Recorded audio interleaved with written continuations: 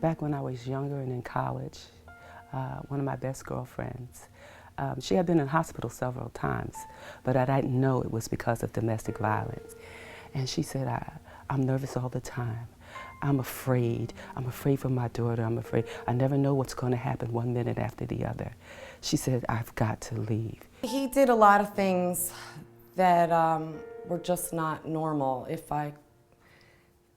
He would pee in my mouthwash bottle for just, I don't know why. He hit me many times. He called me many names.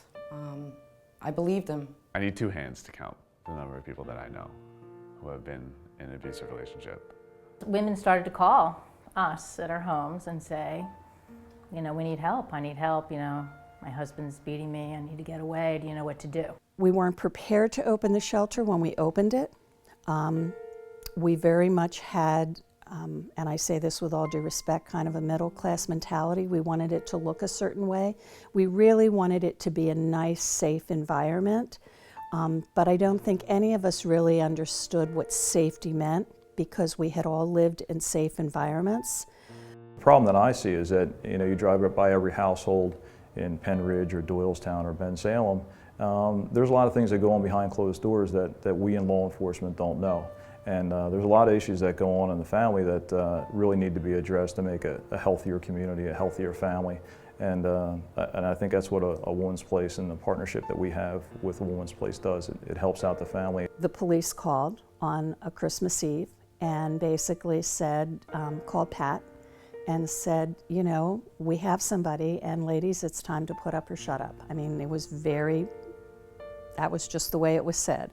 And Pat said yes. And so she met the woman and her children and took them to her house and had Christmas with her family, and then that evening brought them to the shelter. And I remember in a discussion with that particular woman, we, you know, apologizing that we're sorry that, you know, we don't have this done and that done. And she looked around and said, this is the most beautiful place I've ever seen. And it took us back. It's like, I'm sorry, you know, we're looking around and we're really seeing the cosmetics, and she saw the safety.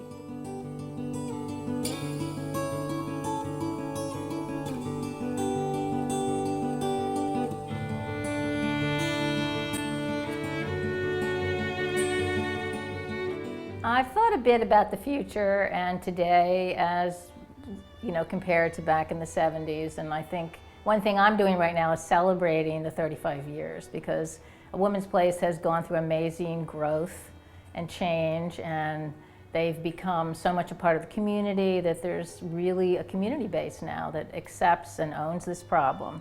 Back in the 70s, we were kind of outsiders looking to make people aware that there was a problem. And I think that the fantastic thing that the leadership at A Woman's Place has done is realize you have to bring the community in. That it's not just A Woman's Place that's a solution, it's the whole community. And I've seen that movement over 35 years. I was in crisis mode when I called. I had asked my husband to leave. I wasn't certain about order of protection and all of those technical things. They have a hotline. I called the hotline. I spoke with someone. They gave me information about meeting with a counselor, which I did. She gave me more information about meeting with a group, and I discovered this lovely community. It services the whole community. It doesn't just service the women and perhaps men who walk through the doors. It makes a whole community stronger. I think you understand something, but if you haven't lived in that person's shoes, you don't understand it the way they understand it. And so when we talked about safety and when we were looking at things, we didn't really understand the depth that the women that were going to use the shelter, what it meant to them, what safety meant to them and their children.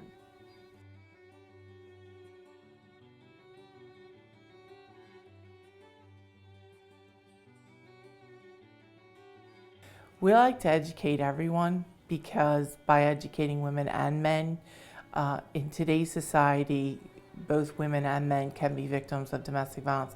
And oftentimes getting the message out for men is really a big message to receive, because they sometimes may feel more like an island not having them.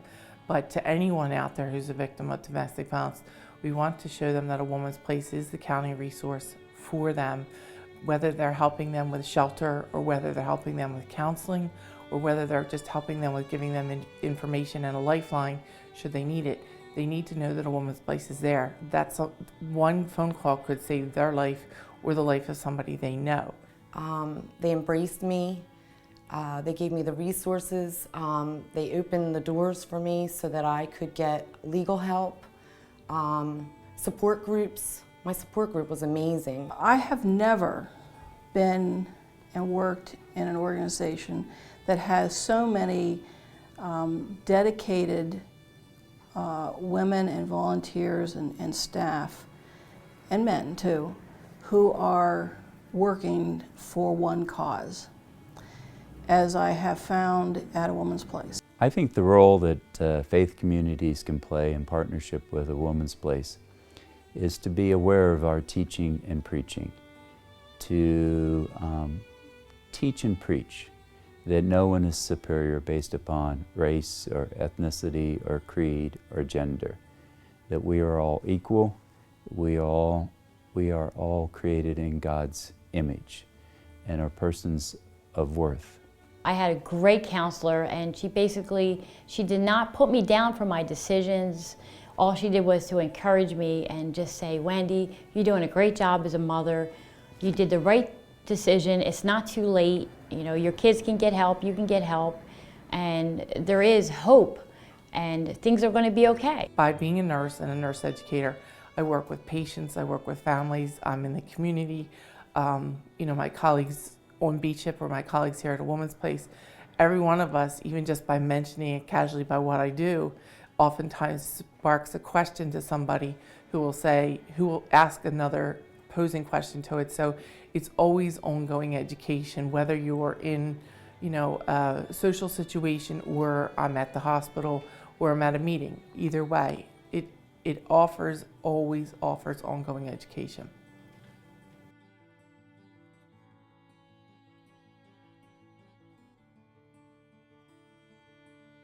Passion can't be taught, but it certainly can be caught, and that's what happened to me. I think I was a very typical police officer when I first started, and that when you were told you were going to a domestic violence call, that you dreaded it. I've been in law enforcement for 24 years. The changes that I've seen in the domestic violence issues have been tenfold. When I first started, it was typically you would answer the call and you would tell the parties to separate, and if we come back one more time, somebody's going to get arrested.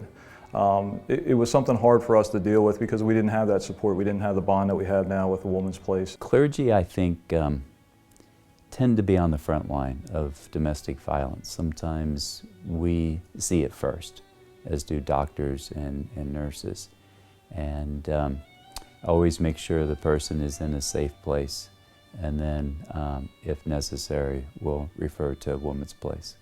The research shows that, that men who engage in domestic violence just don't do it episodically, that it's really a chronic issue that affects families, both the intimate partner and the children in the families, over the course of time. So we see our role as trying to help stop that cycle of abuse that occurs within these families, to help reduce the likelihood that it will persist so that the homes are safer, more healthy and more functional. I believe that one of the ways as a pastor that I can respond to the needs of folks, men and women who are going through domestic violence, is to reassure them that they're not alone, that God loves them and God is present with them, and that there is help for them in the community, in addition to the church. I certainly believe that if you're hit once, you'll be hit again, whether it's next week, next month, next year, but you'll be hit again at some point, and that hit's going to be harder the second time.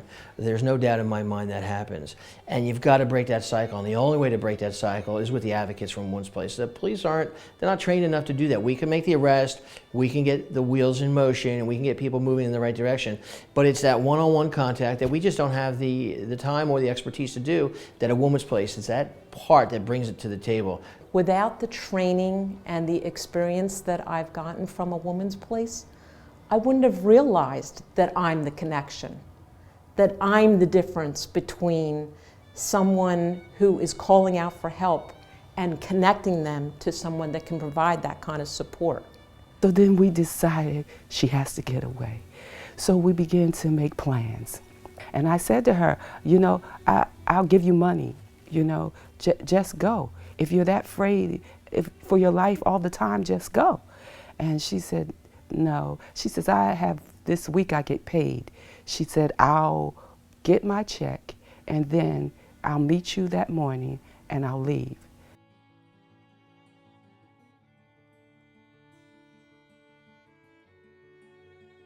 I think people in general tend to see the issue of domestic violence as something that happens outside of their house, not in their communities. And the reality is, and I can tell you this from experience, that it's every community and it's every socioeconomic strata that we see come through our doors. I live in a very affluent neighborhood. My ex-partner is someone who's in the public eye.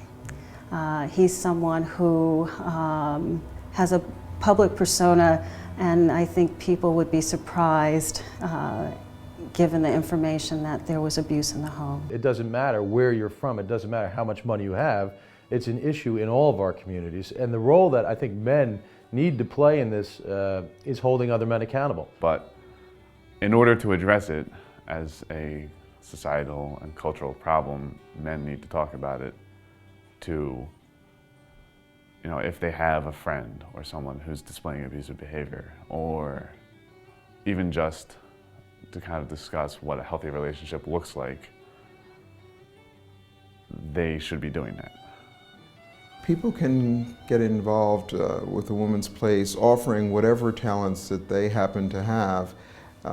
Certainly artists have on many occasions done expressions to help communicate both the emotion of the problem itself and also to help draw attention and make people aware, get them involved. There are many places to volunteer to actually help, anything from counseling to helping with education to many people have fundraising talents that are greatly appreciated. When women are impacted by the caring that they get here at a woman's place, it's not just that one person. It's like throwing a pebble in the water, and the waves that come out from that affect multiple people and have an influence and impact beyond just that person. And that's what makes this so important.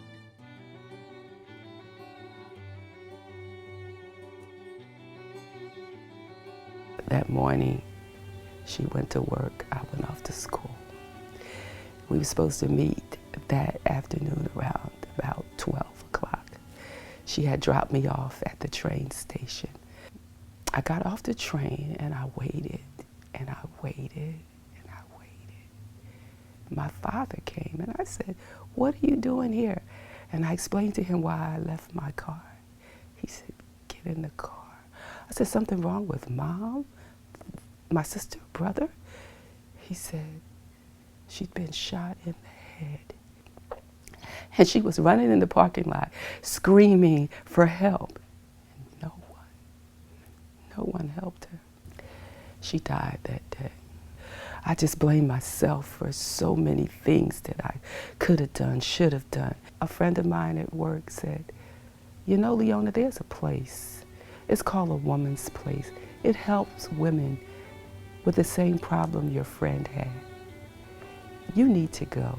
If I had no one to help me, I don't know where I would be right now. So when I tell you that a woman's place saved my life, I mean that. They seriously saved my life. They teach women to be resilient. They have safe places for them. They have counseling. They have lawyers on staff. They just have anything to empower a woman, to make her feel strong, to give her choices. you know, to talk to lean on, to cry with, to hold. And that's where I needed to be.